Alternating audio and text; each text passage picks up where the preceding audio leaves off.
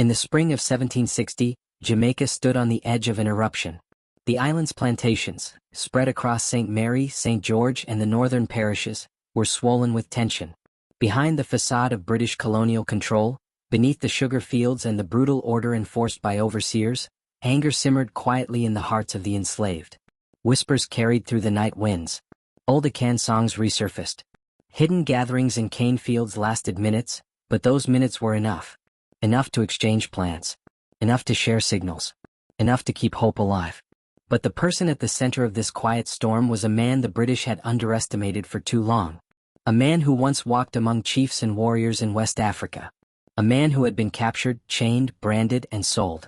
His name was Kwame Dakwe.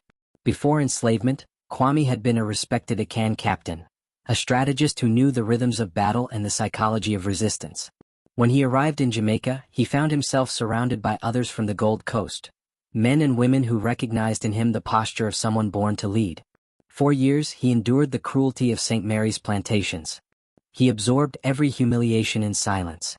He learned the routines of the overseers, the guards, the muster patterns, the times when the estate was weakest. And when he finally spoke of defiance, he did not speak loudly.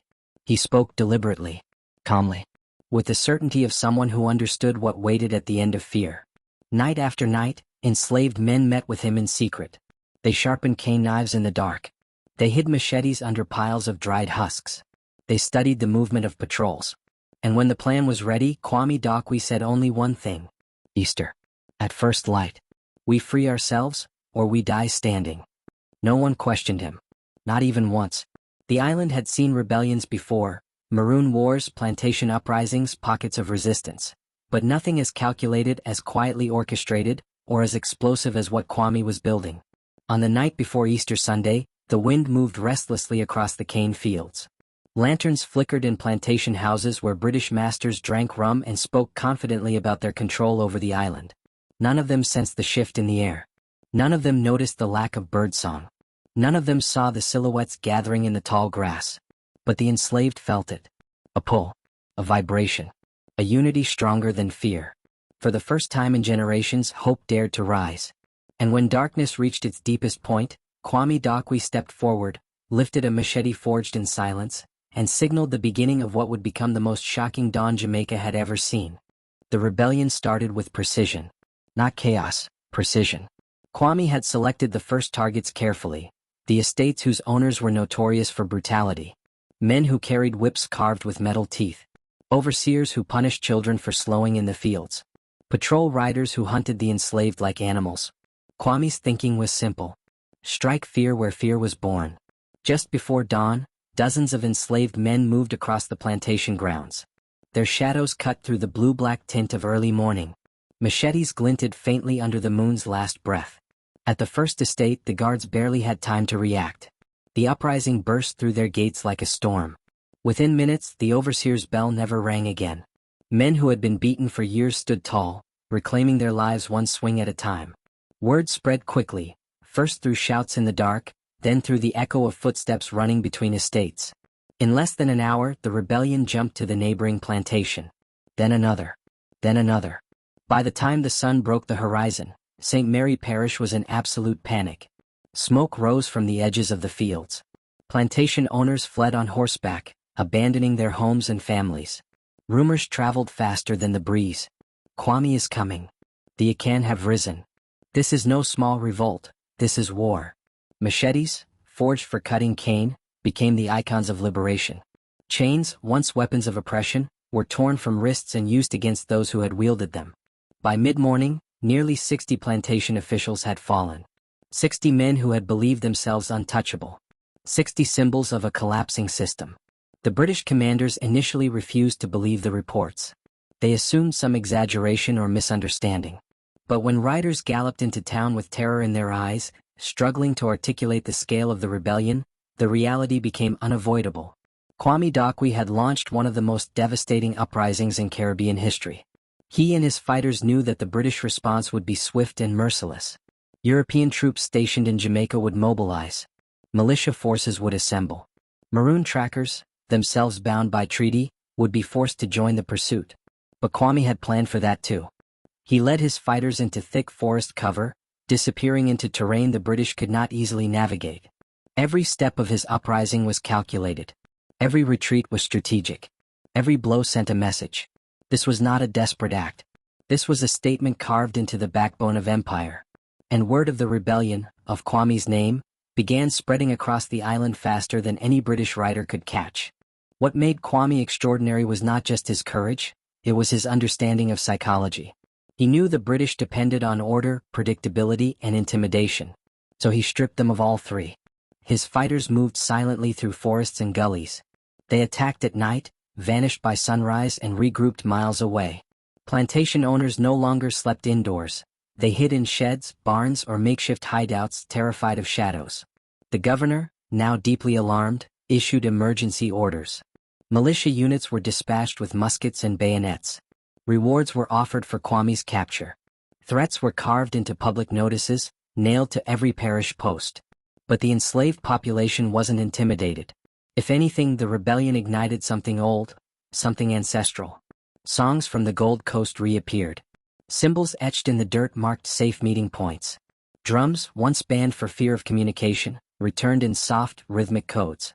Kwame had not just started a revolt. He had awakened a cultural memory. For weeks, the rebellion persisted.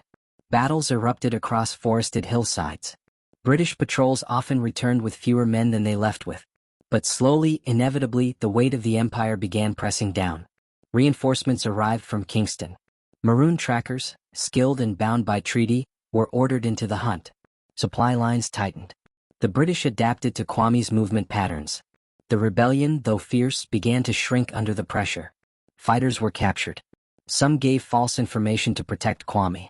Others died refusing to reveal anything. Yet even in decline, the uprising refused to break. Kwame remained impossible to corner.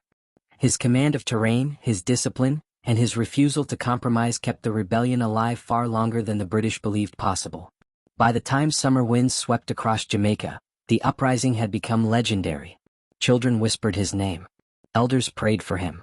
British officers cursed him. The empire had been wounded, deeply, by a man they believed should have been powerless. But history rarely spares its rebels. The empire had wealth, soldiers, and an iron determination to crush dissent. The final turning point came when British patrols intercepted a group of rebels near the border of Saint Mary Parish. The captured fighters were tortured for information, and some, unable to bear the pain, revealed Kwame's last known location. Surrounded, outnumbered, and cut off from escape routes, Kwame and his remaining fighters stood their ground. At dawn, the British advanced. Muskets cracked through the morning stillness. Smoke drifted over the hills. Kwame's fighters fought with ferocity, refusing to surrender. When the ammunition ran out, they fought with machetes. When the machetes broke, they fought with their bare hands. And when resistance was no longer possible, they lifted their voices in Akan war songs, not as a plea but as a declaration. Kwame Dakwe fell in battle, still standing upright when the final volley struck him. The British expected fear. What they saw was defiance. His death marked the official end of the rebellion, but the consequences rippled throughout the Caribbean. Plantation owners were shaken. The British government initiated reforms to tighten control, but also to prevent such an uprising from ever being possible again. The legacy of the rebellion etched itself into Jamaica's soil, traveling from generation to generation through stories, songs, and the unshakable belief that one uprising could inspire 1,000 more. And through it all, the name Kwame Dakwe lingered, like the echo of a drumbeat the empire could not silence. Years after the rebellion, travelers reported feeling an unease in Saint Mary before dawn. Some claimed the wind carried whispers in Akan. Others said that during Easter season, the cane fields rustled even when the air was still. Legends grew around Kwame, not as a ghost but as a symbol. A reminder of resistance. A reminder that even chained men could reshape the world. Historians later wrote analyses. Officials minimized the events. But the enslaved communities, the Maroons, the descendants, they preserved the truth. Kwame Dakwe had carved a wound into the empire. A wound that would never fully heal. His rebellion became a spark in the long road to emancipation. A memory that told the enslaved that freedom was not a dream, but a claim waiting to be seized. And so, as this story closes, remember this. Empires fall not because they are weak, but because the people they oppress eventually stand together. And when they stand, even for a moment, the world trembles. If this story moved you, if Kwame's defiance lit something in you, then stay with this channel. Hidden tales exist to bring back the voices history tried to bury, voices of courage, terror, sacrifice, and unimaginable resilience. Subscribe. Share your thoughts. Let others hear these buried truths, because remembering them is the only way to keep their fire alive. Thumbnail prompts. Hi,